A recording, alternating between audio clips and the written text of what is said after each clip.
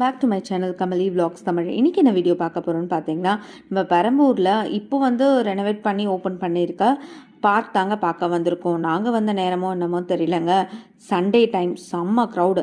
So வெளியில் பார்த்தீங்கன்னா உங்களுக்கு கிட்ஸ்க்கான டாய்ஸு, அதுக்கப்புறம் சாட் ஐட்டம்ஸ் எல்லாமே வந்து அங்கே வெளியில் வந்து உங்களுக்கு கொடுத்துருக்காங்க. ஸோ அங்கேருந்து வந்து உள்ளே பார்த்தீங்கனாலே தெரியுது எவ்வளோ க்ரௌடு இருக்குது அப்படின்னு சொல்லிட்டு. கிட்ஸ்க்கான ஏரியா தாங்க இது ஃபுல்லாகவே.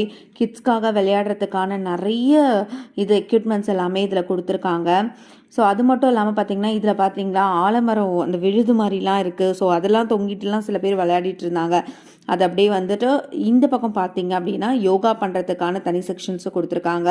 ஸோ இது வந்துட்டு உங்களுக்கு டென்னிஸ் விளையாடுறதுக்கான செக்ஷன்ஸ் எல்லாமே தனியாக கொடுத்துருக்காங்க. த ஃபவுண்டன் அது பக்கத்தில் போய் நின்று பாருங்களேன், அதை ஜஸ்ட் நம்ம ஃபீல் பண்ணலாங்க. அந்த சில் காற்று எல்லாமே ரொம்ப நல்லாவே இருக்குது.